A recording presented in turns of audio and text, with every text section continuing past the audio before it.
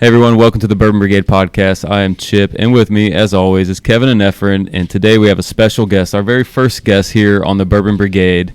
We have Matt Cunningham of Old Glory Distilling, based out of Clarksville, Tennessee. How you doing today, Matt? Yeah, great. Thanks for having me on. No, thank you for having us, having me here, and sending out some samples for us to taste today. I'm really excited to get into this one today. Yeah, it's nice to bring people in, show you the distillery a little bit. Sorry, some of you guys can't be here, but it does make a difference sometimes. Actually sitting here and actually smelling what's happening go on. Yeah, it smells great here, guys. Sorry you can't smell it. I'm currently looking out at all the pots and the stills out there working, so it's pretty neat. So yeah, that's cool. So Matt, if you can, just kind of tell us your background and how do you transition from you studied finance and then you were a firefighter and then now you own a distillery. Like how does? Yeah, no, I get that question a lot, and I should have a more polished answer by now. But I was born and raised here in Clarksville. I love the city. I was here until I went to school at the University of Arkansas. It was the first time I left Clarksville. Went there, graduated with a finance degree. Thought I wanted to go into wealth management. Mm-hmm. That was what my career path was. I had an internship my senior year of college, and I realized that I could not do this. I couldn't sit at a desk. I like to build things. I like to create things, and so I moved back home. My dad was a contractor, and so I started working with him, and really I knew some guys that worked at the fire department, raved about it. And so I applied almost as soon as I got home, got hired on with the next hiring cycle. I can't remember when exactly that was.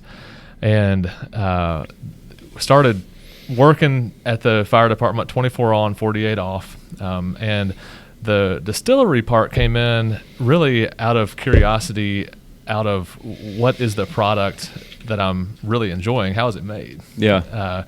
And so I started touring a bunch of other smaller distilleries around the area. This was back in 2013-ish. Mm-hmm. So the craft distilling movement haven't really started yet, but there were a few distilleries that were up and going. And the craft guys were able to show you the process from start to finish a little bit easier than a large distillery where you're going from building to building and kind of having a hard time piecing everything together. The craft guys were all doing it in one room. Yeah.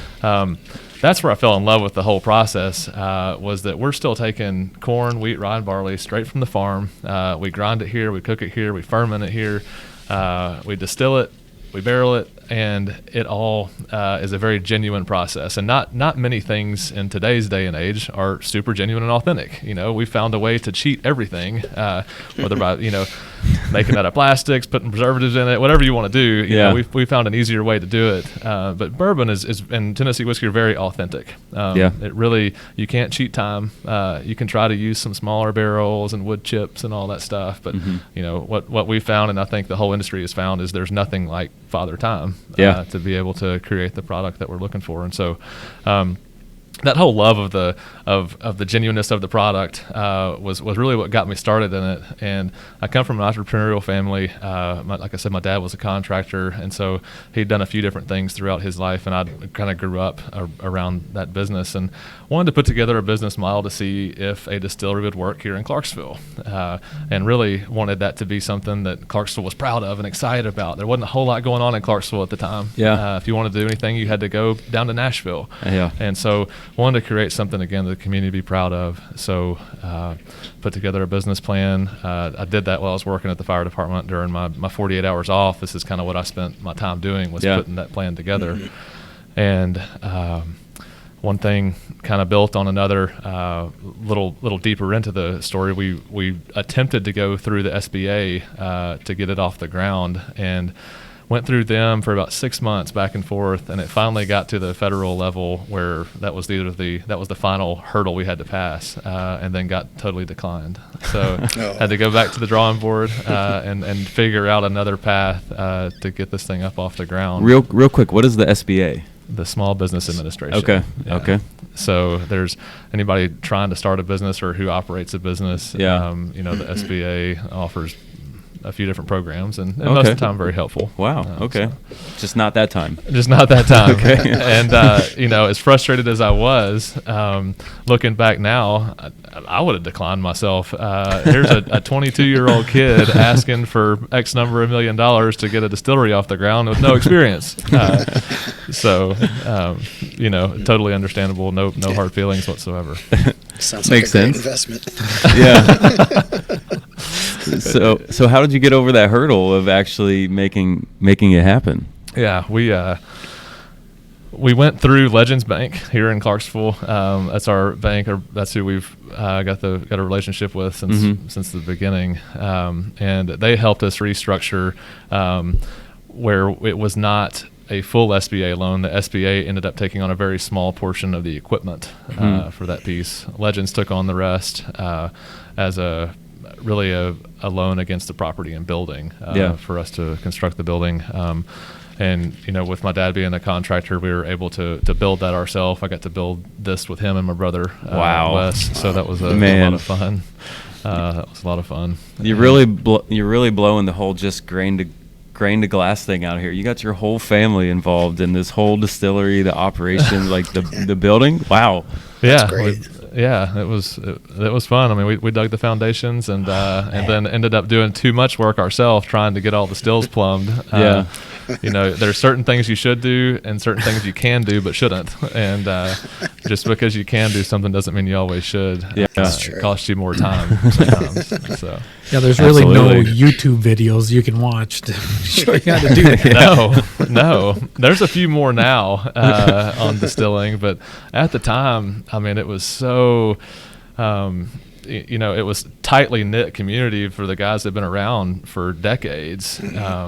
And as far as craft distillers go, there were a handful around, and everybody is very fortunate. Everybody's very helpful. And whenever we've got a question, we know everybody in Tennessee and half of them in Kentucky. Yeah. And it's a very close-knit community that's very not very competitive when it comes to helping each other out. Yeah, that's great. good. So it's super fun.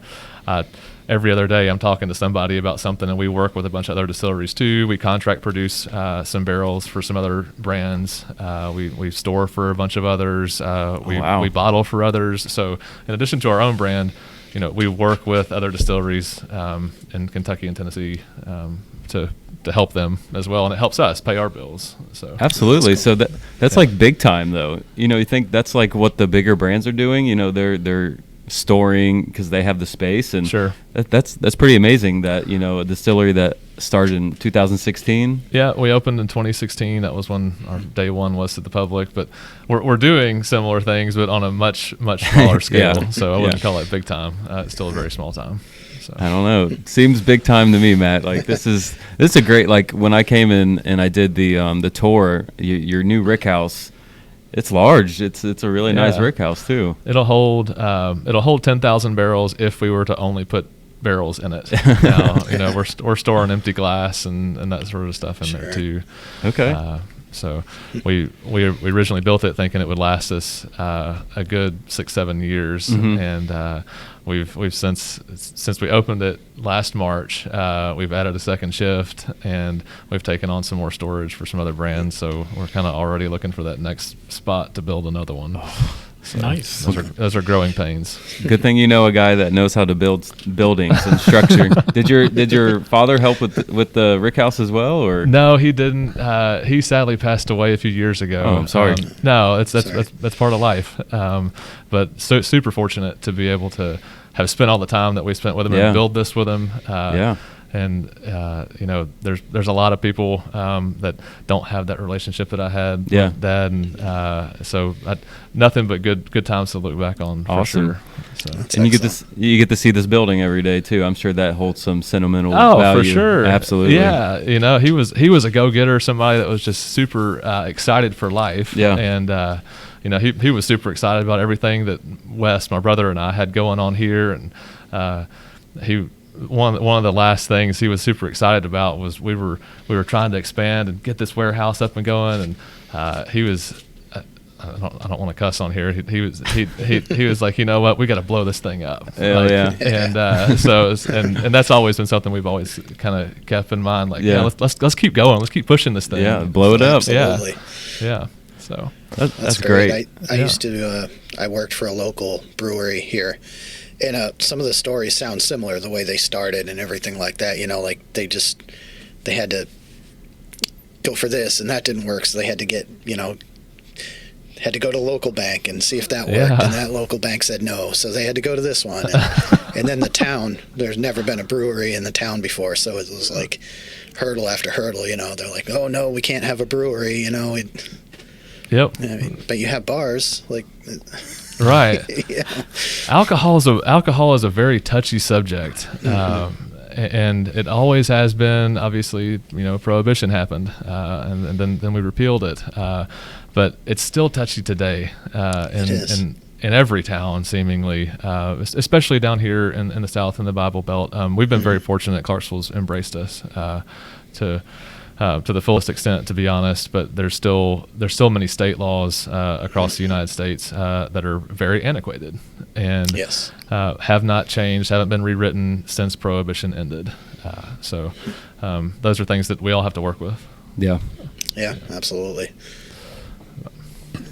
So now, can you walk us through?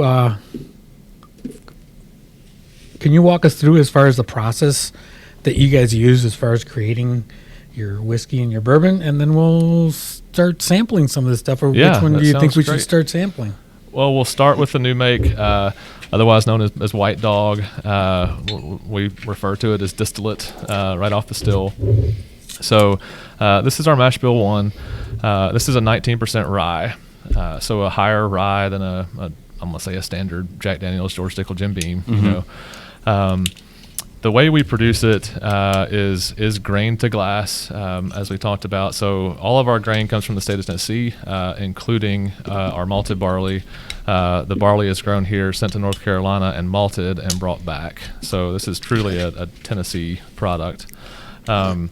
We maple charcoal filter everything, and that is after it comes off the still. So what that does is it qualifies it as a Tennessee whiskey, and also it still keeps its bourbon designation. Tennessee whiskey is technically a bourbon. Yeah. And so triggered some people. That's a touchy subject on the internet. Yeah. And Jack Daniel's will never utter the words bourbon. No. I can promise you on their federal reports they fill in the bourbon blank. Because there's no Tennessee whiskey blank. So for us, we grind everything here, cook it here, ferment it, distill it, and then barrel and bottle it as well. So we do everything in about an 8,000 square foot room. Our whole facility consists of about 40,000 square feet, but all of our production happens in an 8,000 square foot room. We cook in 2,500 gallon batches. So we cook and ferment in 2,500 gallon batches. And then what that equates to is around 6 barrels of distillate that we can then barrel. So we have 2 stills here, a 500 gallon pot still that we started off using, still use today, but most of our bourbon and Tennessee whiskey production comes off of a continuous column still now. So what we're going to taste today, new make, all came off a continuous column. Anything that is aged and in a bottle all came off of our pot still. So two different distillation processes, same recipe, same mash bill, but still produce a little bit different flavor profile. Oh, so there is a different flavor profile to it? Yeah, there definitely is. And it's not good or bad. One's better than the other. Yeah. But it is a different profile. What we have found is the column makes a more rounded, richer product, and the column is. The pot is a little bit cleaner. Okay. The cuts on it that we have made are very clean, meaning we took a relatively large heads cut, and then we're careful about tails coming through. So we took that hearts cut, and we're very conservative with that hearts cut. Okay. So, cool. Yeah, you want to dive into it? Yeah, I'm excited to try it. Cool. Yeah, I am too. I'll tell you what, I was pouring it, and I could smell it from here, and I thought it was delicious already. Oh, wow. We do like the high rye over here on the Bourbon Brigade. Yeah, we do. We're a big fan of of rye. So I don't know if this is considered high rye for you guys at only 19. I think y'all are probably used to some higher rye. Yeah, some MGP stuff around 21, 36, but Yeah. I would say this is part of the course for most of the bourbons that we Sure. do drink, yeah. Or a little bit higher than the regular.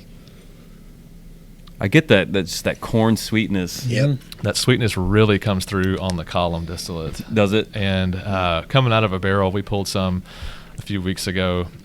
We've been running our column for about 2 years. Yeah. And so we pulled some of the first stuff that we put away, and not just tooting our own horn, like we were blown away at the quality of it, Yeah. even after just 2 years. And that corn, that sweetness really does come through, Yeah. more so than on the pot.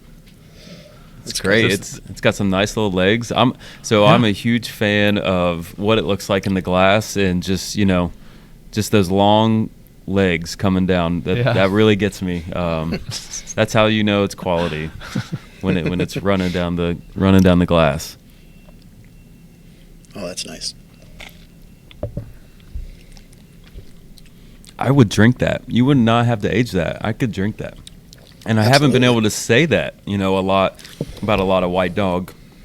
It is approachable. Also, it's 120 proof. Mm-hmm. So, the reason for that is the higher proof interactions with the barrel are a little more rigorous than something lower proof. So, and it's a style preference. Some people are barreling at 100, 110 proof, and nothing wrong with that. We like something that's about 120. It's not the legal maximum at 125. Yeah. But it's still high enough where those higher alcohols can really interact with the barrel and pull a lot of flavor from it. So 120 is the barrel entry proof? That's what we enter the barrel for all of our spirits. Okay. Okay. And so that was everything we're going to taste today came into the barrel at 120. It smells great. It really does. And It it's got does. this fruitiness to it. That it's just, I think I get what you're saying. It's like, it's got these really soft, subtle notes, but it's not like harsh. Yeah, it's Right. not harsh. Some people will ask the question, on a pot still, you have heads, hearts, and tails cuts. So how do you make those cuts on a column? Yeah. It's continuous. So how do you do that? There's two ways that a column makes cuts. At least the column that we're using from Vendome. The heads cut is vented off. So Oh, okay. what the way it happens is when that first distillation comes over, the vapor is not allowed to condense. The heads part of the vapor is not allowed to condense, so it's vented off, and then everything else gets condensed. So then you're asking, what about the tails? The Learn tails go out the bottom of the column, meaning so. And we can walk through it a little bit when we're done. Absolutely. Heck yeah. But with the mash goes in, works its way down the column, and then the steam goes in the bottom, works its way up. And the tails don't get distilled off. They go out the bottom. And what tails do carry over, we utilize a doubler on our column. So it's double distilled, comes off of the still probably 125 to 130 proof before we proof it down to 120. Wow. But the doubler itself raises the proof and leaves behind what extra tails we weren't able to send out the bottom. So Okay. See, there That's are really cool. heads and tails cut on a column, unlike some people out there like you can't make it. Well, they physically can, and we do. So I will say I just learned something new, because I knew what a column steel was, but I did not really understand how it worked. And works now- continuously. So we run it for 16 hours a day, and then shut it down. And hopefully we'll be able to run it 24 hours a day before too long. Heck yeah. That's awesome. That's really awesome. Yeah. Grab a- Oh yeah. So Matt, what would you like to do next? Well, since we just tasted Mash Bill 1, let's start with those Mash Bill 1 products, which is just the bourbon. Okay. So, The bourbon. yeah. All right. So this is Can our you dump that for me, Matt? Yeah, sure. So this is our small batch bourbon. It was a blend of about 10 different barrels. We used 25 and 53-gallon barrels early on, and so we don't have any more 25-gallon barrels now. We've sold all of those, blended through. We've bottled all of them at this point. We stopped filling 25s about 4 years ago. We did for the first 2 years. That was for us to try to get some product out a little bit earlier. Yeah. And while those barrels produced some great product, we really preferred what the 53s were producing. And so, like I said, about 4 years ago, we stopped filling 25s and shifted only over to 53s. But this small batch blend does have 25-gallon and 53-gallon barrels in it. It's all a number 4 char barrel. All of our barrels come from Kelvin Cooperage outside of Louisville. They've been a humongous help to us and worked with us all the way from the time we ordered our first 12 barrels, barely had the money to buy those first 12, to now we're receiving 288 barrels every 30 days with them. Wow. So, yeah. Question about the barrels. I know like the inflation of most prices throughout the world today, has there been a huge incline in price with the barrel prices? Massive. Okay. All right. So you're feeling it. From the time we started to now, our barrel prices have increased over 50%. Oh my goodness. Wow. It is massive, and not to mention, we're fortunate that we've got a great relationship with Kelvin. They've been great to work with. But if you're new today, there's not any barrel capacity out there from any cooperage in the United States that will sell anybody any barrels if you don't already have a relationship with them. So. Barrels are hard to come by right now. I would say so. Yeah. All right, so that's on the list. We cross off opening a distillery, and we check opening a cooperage. Yeah, there we go. It's the picks and shovels of the gold rush. Absolutely. So what is the age statement on this bourbon? So the age statement is a straight, and so meaning there are some barrels in here that are less than 4 over 2. Okay. Yep. That being said, there's not many barrels in here that are less than 3, if any. So everything in here is between 3 and 4 years. Okay. Did you notice a difference? Because some people say if you put it in a smaller barrel, it's kind of like the aging goes a little bit faster. Yeah. Is that something you noticed on the flavors and stuff? It does, and everybody's definition of aging, is different. Yeah. What we have found it does is it contributes a lot of oak. Yes. Very quick. Yes. But what it doesn't do is allow some of the more subtle flavors from a 53-gallon barrel to come across. So this is a blend, or we really tried to blend those quality oak notes that we really like with some of the more subtle flavors from the 53s so that they could still shine. I like. What was the proof on this one? That's nice. It's 90 proof. That rye spice really comes through, but I think, I don't want to put words in anybody's mouth, and this is something I hate doing about giving any tasting notes in front of people, because anytime somebody says something, then anybody's like, oh, yeah, yeah, we do that often. Yeah, and it's good too. I mean, one thing though, that just tasting these two that we just did side by side, even though they're massively different, one's aged, one's not, the corn was way more prevalent in the distillate here. And that sweetness. This had a little more rye spice and a little bit cleaner, I felt like. And I think a lot of that comes from a pot distilled versus a column distilled product. So the notes I'm getting is, so that oak, it's like a vibrant oak, and it's just very soft. I don't know. But that's good. That's a good thing. This is really good at 90 proof. Once again, the legs in the glass for a 90 proof. Usually the legs do not look like that on a 90 proof. You get those legs on a little bit higher proof. So to me, that goes to the quality of the product. It looks good. It tastes good. I like it. Chip really likes to look at the legs in the glass. It's his I do. Aesthetics. I like aesthetics. I will say I have. I know on base now they have this bottle on base now. Yeah, we just released. So from the time we opened to the time, well, I'll say that from the time we released our very first 375 milliliter bottle of bourbon. Up until November, we had only sold any aged product out of our bottle shop here at the distillery. And then in November, we released it for the first time out into the market. And so it's only available in Montgomery County and on base. Okay. So yeah, I was really excited when I saw that. And that was just really a product of, we didn't have a whole lot of inventory to sell. So anything that was coming of age, we're selling through our bottle shop. So would you say patience is key I know when I did the tour, they talked about, you know, the problems that you guys faced during COVID. Yeah. If you can just kind of explain that a little bit more.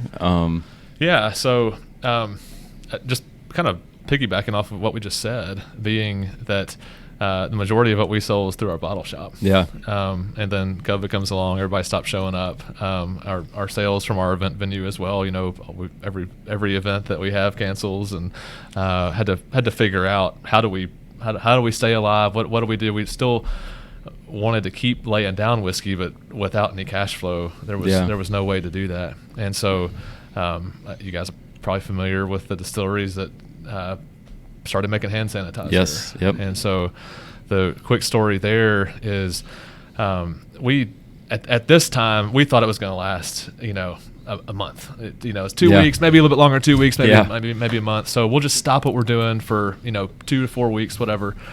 Make some hand sanitizer because we knew how to do it. We'd gotten a hold of some people across the country that had figured out distillery-wise how to do it.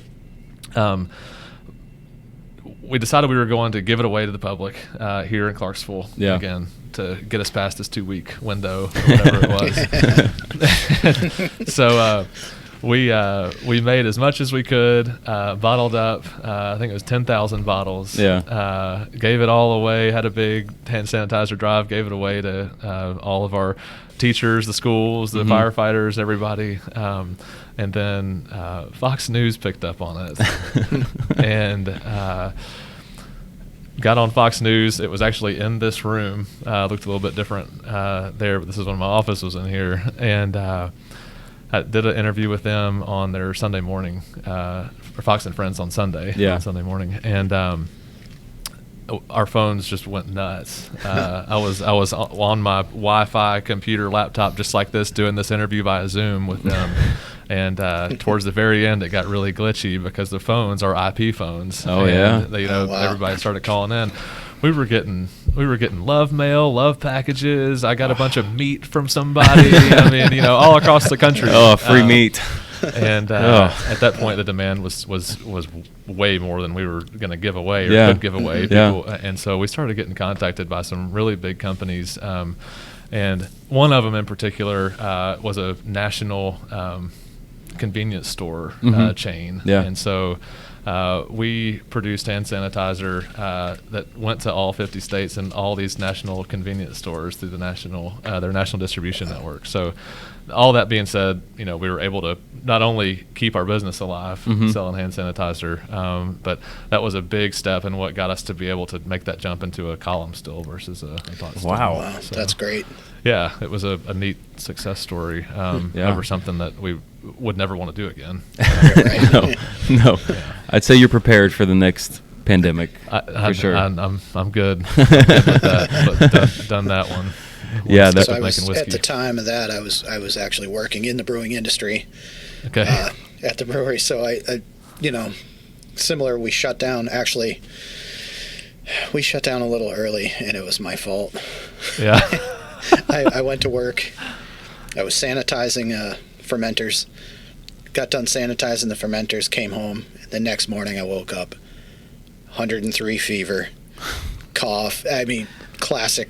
Yep. Those symptoms, So I called my boss. I'm like, Mike, I got a problem. I'm sick. And he's like, oh, we're shutting down. He literally kicked everyone out of the tasting room. It's like, we're done. Way to go, Kevin. Way to go. It turned out to be 4 days early, so it wasn't that bad. But he was able to sell product out of the window. They turned the tasting room, had a window. They turned it into basically a drive-through. Yeah. You could order online and just come pick up your That's beer. Awesome. And, That's contactless. Awesome. They'd set it outside. You pick it up and drive away. Yeah.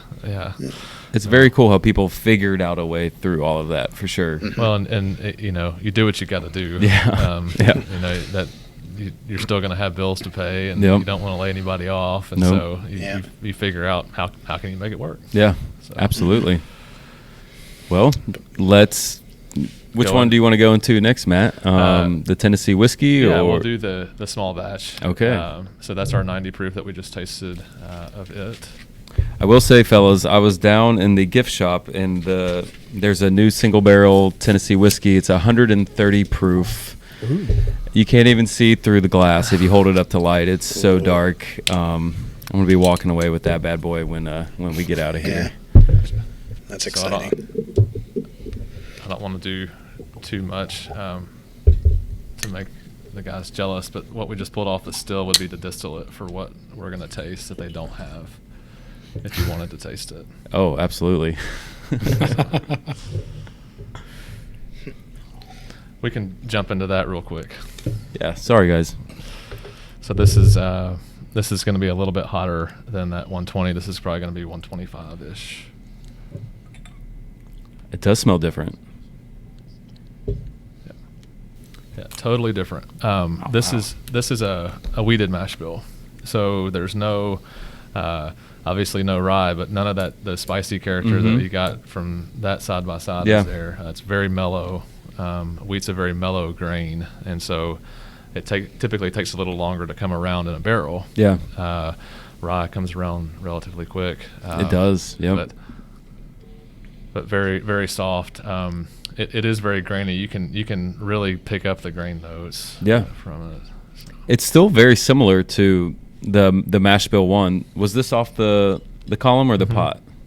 Oh, so they're column both as well. both column. Yeah. Okay. Both I was column gonna say distilled. they smell very similar. Yeah, both the same corn content, so they're both 73% corn. But a lot of that spicy character you don't get. It's a little more mellow and soft. The flavor profile is just like really different. You can definitely tell it's a wheater. Yeah, and that was the goal. You know, having two different mash bills. General public coming in, and you're introducing somebody to two different whiskeys. A 19% versus a 30% rye, you guys are going to be able to differentiate it. Oh yeah, absolutely. But a lot of other people aren't able to do that. Yeah, and so when we decided to have a wheated product, that was one of the things that pushed us over the edge. Was, you know what? There's going to be people who really prefer a wheated, somebody that prefers a rye. There really is. So there's some people that swear. You know, you have the Wellers, which is a wheater, and everyone is head over tails for Weller, and I love Maker's Mark. I'm a huge Maker's Mark guy. They're a wheater. What kind of wheat do you use, Matt? It is a red winter wheat. Okay, there you go. And it's grown here in Tennessee as well. Longview Farms grows all of our wheat and all of our corn. I went to the nose on that's excellent. So this is 90 proof. Tennessee whiskey just has its own scent, which it does. A lot of people hate on George Dickel. I really like George Dickel. I love George Dickel. I am a huge. I love George Dickel. I love Flintstone Vitamin, the mineral. I love it. I've never gotten that. I don't. I get it, but it's yeah. I mean, it would be a stretch for me to say I got it.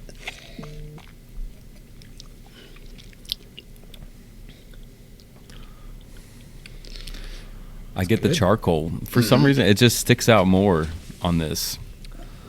It definitely does. And I think it's a little bit easier for some barrel components to shine through in a wheated product. Yeah. Being that wheated product coming off the still is a softer product. Yeah. And something that has got so much rye in it has some spices that interact with the barrel well. Yeah. But, the barrel may not show up as much of an oak. Yeah. This is great. Good wheater. I like this. I like the mouthfeel. It's a little more viscous feeling to me. I get the, Yeah, totally agree. Once again, there's legs in there. It's looking good in the glass, Matt. It's looking like for real. It's just sitting there. I like the color. Yeah, I'm telling you, you guys should see that barrel proof downstairs. It's so dark. I'd love to, Chip. Hey, well, I did. So when I did the tour back in December, I sent them samples of it because I was like, you guys won't believe this. What I'm tasting. This came from a local distillery. And they agreed. They were both like just kind of like dumbfounded by just how good it was. Like it was really good. You guys are doing really great things here, Matt. Like, thanks. Yes. We've come a long way. We've got a long way to go too. So at minimum, I told you we only sold our product out of our bottle shop for the longest time. Yeah. And not that it wasn't something that we weren't proud to release, but we really wanted people to come into the distillery, see, taste, feel it straight from us. Yeah. And educate you on what we're doing from start to finish. It's one thing when the whole you can taste the story. It's another thing when it's sitting up on the shelf, sitting next to a bunch of 6+ year old product. Oh, yeah. So before we started distribution, we wanted to make sure that what was going out on that shelf was really a 4-year minimum. Yeah. And then going forward, that's ultimately the only thing we ever want to release is something that's 4+ years, and nothing to do with just because it's 4 years old. Yeah. But really because that time really does make a difference. It does. And straight products are great, but they can have a negative connotation. And if you can taste somebody at the distillery on it, it's a little bit different than somebody walking past it on a shelf. Yeah. So absolutely. Yeah. I love the fact that everything is local. That's, if I go into a place and I see that like every ingredient that they put into something is locally grown or locally made, that means a lot. That actually is something I'd prefer over who knows. We agree too, but in the same vein, and as much as we agree with that statement, we're also very cognizant and aware that just because it's local doesn't mean it doesn't make it good. It's got to be good, and it's got to stand up next to something that's not local. So we want to make sure that whatever we're doing here is enough that Clarksville's proud of, you guys are proud of, people want to drink it because it's great and because it's from here. And so those are things that we try to be aware of. That is good. That's a good point. It is. I like how you said that. You're like, it doesn't mean it's good. Yeah, it's not local just for local sake. It's right. Actually a good product. That's great. Yeah. Yeah. So there is definitely a taste of the community that some people refer to it as terroir. You've probably heard about that. I was just about to say the terroir. Yeah. I don't know what that is. It's something. The environment and the flavors from the the area. Yeah. Okay. And so that's something that the distilling community industry, especially on a craft level, is trying to embrace that term, is that there's terroir and different whiskeys from different regions. Because all of our grains grown here, our product is made from those grains. There's a terroir that's associated with it. So I like it. Yeah. I learned 2 things today: column steel and what was that? Terroir. Now you got. See, I messed you up. It's French. Efren can help us out. Yeah, Efren can speak French. What is it, Efren? Terroir. Terroir. Okay, I got it. Terroir and column steel. I got that today. But no, one thing you were saying before when you liked it when people actually come in, and I think once you hear that, you can actually taste the quality, the effort that goes actually into it, and the pride that the employees and everybody through the whole process. I think that's important. Yeah, it is important for us. I picked up bottles before, and you're like, okay. But I think when you go to the distiller and you actually hear the whole process and the actual work that actually goes into it, I think you actually take a sip and you can actually taste that. You can taste that hard work that went into that bottle. You saw it being made. You understand it. Yep. And, for sure. 100%. So I'm really excited about this one. This was not here on the tasting when I did the tour. I've been on a bottled and bond kick lately, a bottom shelfer bottled and bond kick lately. So I'm really excited to get into another bottled and bond. There is absolutely nothing wrong with a bottom shelf bottled and bond product. That's what we're saying. That's like our point sometimes when we talk about it. It's like you can find some amazing products. Absolutely. Yeah, no question. So this is our bottled and bond Tennessee whiskey. So same mash bill that we just tasted. This, obviously, you guys are familiar with bottled and bonds, what they are, why it was created, and it's something that we're super proud of because we do make everything from scratch. And nothing wrong with brands that don't. There's phenomenal products out there that have found a way to source some super quality whiskey, and so I want to preface that. But with the bottled and bond, you can't have a bottled and bond product if you didn't make it yourself. Yeah, sure. And so that's something that we've been working towards since we opened, was to release a quality bottled and bond product that really can set our brand apart from other brands that haven't done what we have done, the route that we've taken. And so, obviously over 4 years old, one distillation season, so 1 year that this was all distilled in. This smells amazing. It does. So does someone actually have to come down here to verify your warehouse, your barrels, your distillation to make it a bottled and bond? No, that's a great question. Used to, that was the way it happened, where the tax guys lived on the properties. Yeah. We're so small that our tax liability is very small. Yeah. We know we fall under the 100,000 proof gallons a year, which is part of the Craft Beverage Modernization Act. So we get a reduced tax rate on the first 100,000 gallons that we produce. But we're all self-reported. But that being said, we'll get audited one day by the TTB. They'll come in and make sure we're doing everything up to snuff. Okay. And so that's something that we're very cognizant of is compliance and making sure that we're doing everything as well as we know how to. And I'm getting a nice sweetness, like almost like a toasted marshmallow on the nose with this. Oh wow! So just the tail end, I get like almost a burnt oak, like a sweet burnt oak. I get a lot of good barrel in there on the back end. And this is the rye mash bill, correct? It's not. Oh my goodness! So it just got me. No, I'm glad you said that. Wow! Because there's been quite a few people we've tasted with this coming in, and people who are typically not a weeder, they don't like a weeder of a bourbon. Yeah. I always push them towards giving this a shot. Yeah. And not that anybody ever turns it down, but people who really like a rye mash bill typically love this. It's still got some great spice to it. There's a great spice on the back end of this. Yeah. Yeah, I like I this don't one. I don't get any of the normal weeded hints that I would get. It's weird. Wow. Not even this in is the trickery. nose. Yeah. It's trickery. It's trickery, Matt.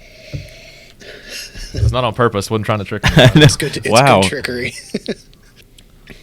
So, Matt, any new projects at Old Glory right now? Yeah. We've put away a lot of different products over the years. We've got some 95.5 rye. Talking our language now. Talking our language. Yeah. So that's super exciting. It's 3 years old now. So that's perfect for rye, Matt. Yeah, that's something we're super excited about. We released some barrel aged gin that was a total side project. We just dumped some bourbon and just distilled some gin. And our head distiller, his name's Nick Dykus, he really wanted to put away some barrel aged gin. I was reluctant to do it, but we had the barrel. We weren't going to buy another barrel for it. It was a used bourbon barrel, and we did it. Let it go for 2 years, and it is a wild product. I can imagine. Have you guys tasted any barrel aged gin from anybody? No. I'm not sure if it's barrel aged, but it was a Hendrix Neptuna or something like that. Okay. My wife drinks gin, and she got that, and it's a small, I don't know, a small run of it, I guess, whatever Hendrix considers a small run, but it was good. It was it like totally toned down the in your faceness of all the stuff, I guess. I don't know how to put it. No, there's a bunch of botanicals in gin, and if it was barrel aged, it totally transformed it, and that's exactly what happened with this product. And so we released it. We've got like 400 bottles of it, and it is just one of these totally unique spirits that if you're a bourbon drinker, you can at least appreciate it. Heck yeah! So I did notice it downstairs, and the guy downstairs, I didn't catch his name, but he pointed it to me, and I was like, "Wow, there's some really nice color on this gin." I was like, "Okay," especially from a used barrel too. Yeah, absolutely. Yeah, so, had a really good color. It was very similar to this, just a little bit lighter. I was like, "Wow, okay." Yeah, definitely really the most unique product that we've created. But other than that, we're working on a bunch of just really smaller bottle shop release only deals where we make 2 mash bills day in and day out. These 2 that we've tasted today, and those are our flagship brands. And so that's really what we stick to. We try not to veer too far away from it. So we'll always have some unique things that we put away a handful of barrels of out of our bottle shop. But that's got to be so exciting. It is. It's fun. You know, it's what keeps it. I say it's what keeps everything exciting. It's exciting day to day, but when I love creating things and building things, and in that vein, coming out with a new product is always really fun. Heck yeah.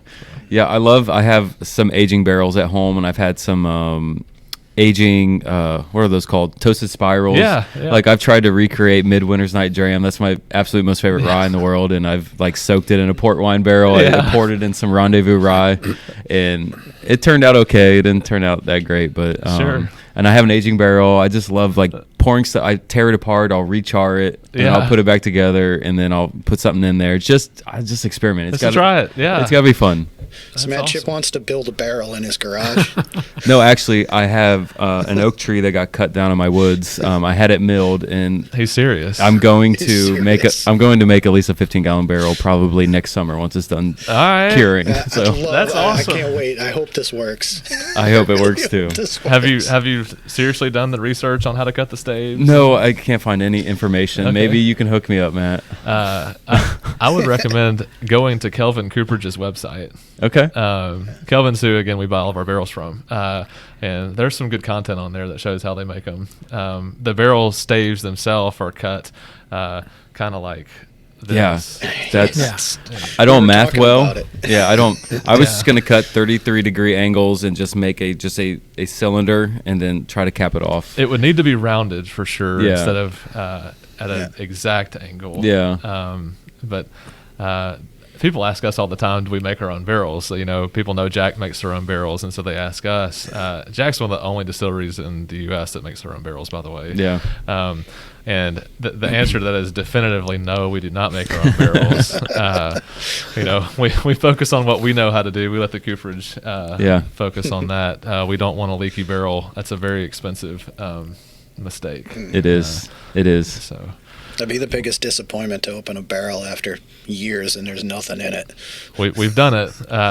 So it is extremely rare. What's not rare is for a barrel to lose a significant amount of products, but most of the time it's not due to a leaky barrel. There's a lot of evaporation that happens, and some of that's good. So I have a question. When I've reassembled my barrel, do you have to put them under some sort of moisture before you put your distillate in it, or do you just dump your distillate in it and it's leak proof, it's good? No, that's a good question. And when we receive them, they are leak proof. I mentioned we're going through 288 every 30 days. Mm-hmm. And so when we receive them, they get filled very quickly. Mm-hmm. They're pressure tested before they're shipped. Okay. They are sealed when we receive them. They're liquid tight. Now, if we let them sit for too long, without question, they will start leaking. Okay. And sometimes what we'll do is this is before we were going through as many as we would soak the barrel heads, kind of create like a little bird bath out of it. And that would seal the heads up on either side. But no, fortunately, we're hopefully past having to do all that. Heck yeah. All right. Well, you guys got any other questions for Matt? Yeah, any other topics? Now that you started kind of the distribution process, what are some of the challenges that you found as far as going to it? Because people are always saying, well, here's a bottle. Well, I never get it in my area. I never see it. And as far as like things like that. Yeah. without question, distribution is a whole different ballgame than selling out of our bottle shop. We know that to make it in the distribution world, we're competing against very large brands with big budgets. And what it's going to take for us is to be able to literally get our product in people's mouths when we open up new markets. And so what that means is literally having boots on the ground in these markets when we launch those brands. It's doing liquor store tastings. It's doing consumer education tastings. It's getting on podcasts like this right here that have an audience in the markets we're trying to go in and open up.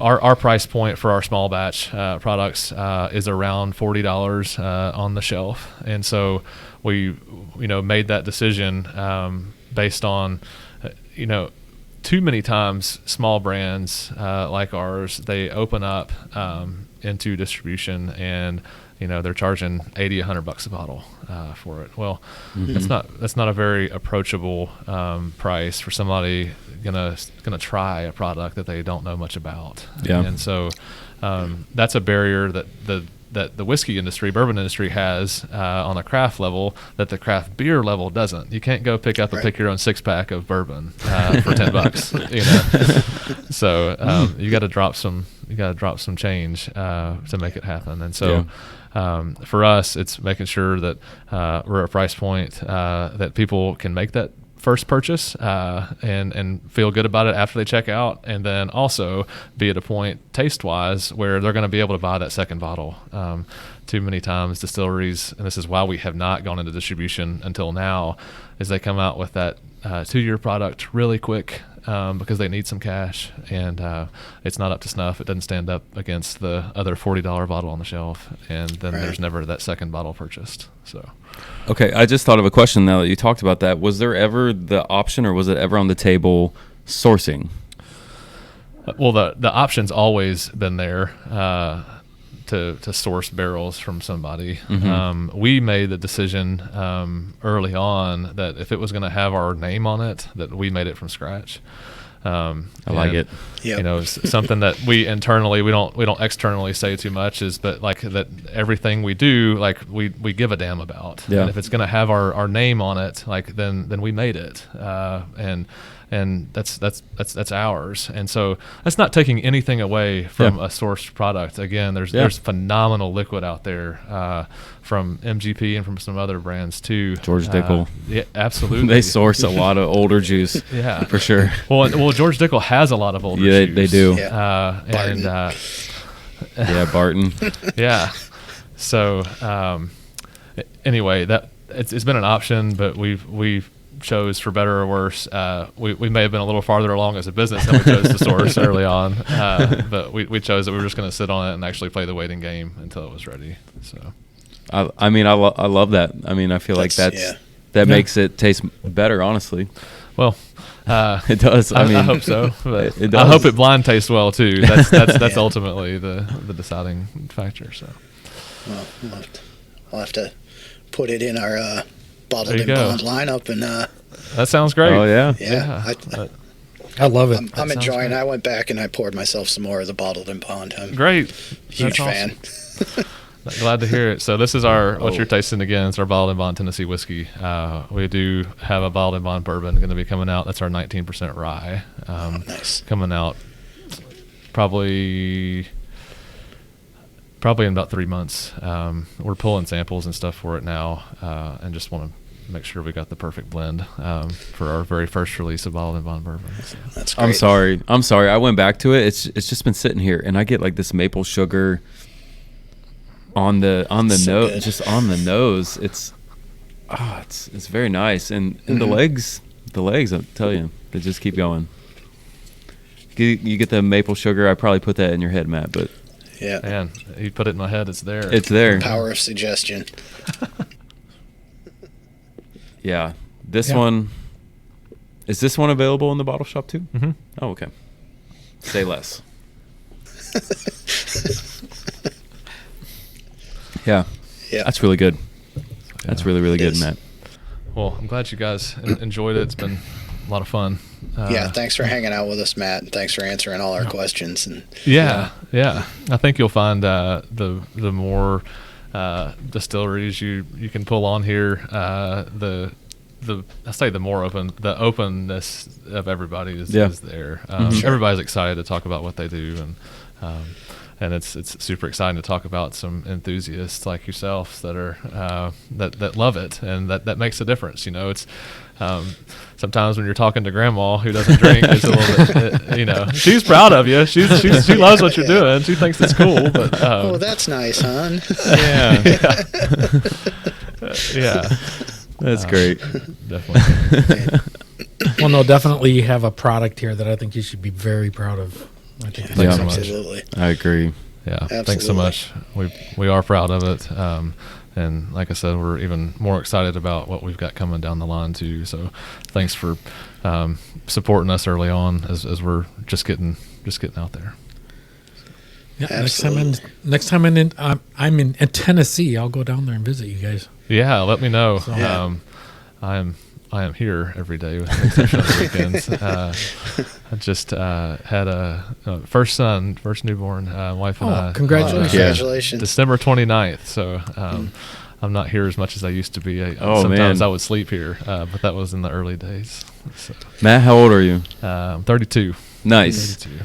I have a 10-month. I have 8 total, but I have a 9 or 10-month-old, and I'm 39. Oh, and wow, man, sleep. Yeah, it's when does it get better? Never.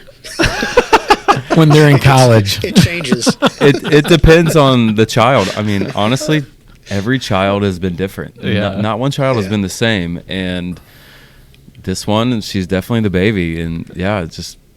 Yeah, I don't know. We'll see. Yeah, it's like bourbon, I guess. We're gonna wait till the barrel's ready. I don't know. There you go. There you go. I had a newborn at 43. So. Wow. All right. Yeah. Yeah. How old now? She's 7 now. So. 7. Okay. Yeah. Matter of fact, I'm leaving for my 50th birthday trip here in 2 days, going down to St. John. Happy birthday. Happy birthday. Thanks. That's exciting. That's awesome. Thanks. Yeah, he's ready. All right, everyone, thanks for hanging out with us. Matt, thank you very much for answering all our questions and thank you. The samples. It was amazing. Absolutely. And anyone, if you're in the Clarksville area, go check out Old Glory Distilling Company. You will not be disappointed at all. Guaranteed. And I can't wait to make it down to Old Glory Distilling Company and try out some of your other products. Chip, Efren, what do you guys think? Yeah, I did a tour here in December. I was immediately like, I have to find out who owns this place, and here we are, and just great product. I think craft distilleries get a bad rap sometimes because everyone chases the big name brands, but I'm telling you, hidden gems are all over the place at craft distilleries, and I think there's a definite hidden gem here in Clarksville, Tennessee. Do not surpass this one. It's right by the highway. You can't miss it. It's huge brick building. It says Old Glory Distilling. Hard to miss. You can't miss it. So it's a definite must for sure on the Tennessee Whiskey Trail. The the State Line Whiskey Trail? Is that what it is? We're on the Tennessee's Whiskey Trail statewide, and then with Casey Jones and MB Rowland, 2 friends of ours, other small craft distilleries on the State Line Whiskey Trail, which is a really easy 3-stop trail that you can complete in a day if you time it right. A weekend for sure. Yeah, just great, hands down. Just a great experience, and I really appreciate you having us on here and the samples and letting us taste some stuff. I really appreciate it. For sure, it's been a blast. Yeah. Everyone, cheers. Whiskey Cheers. Rolling out. Cheers.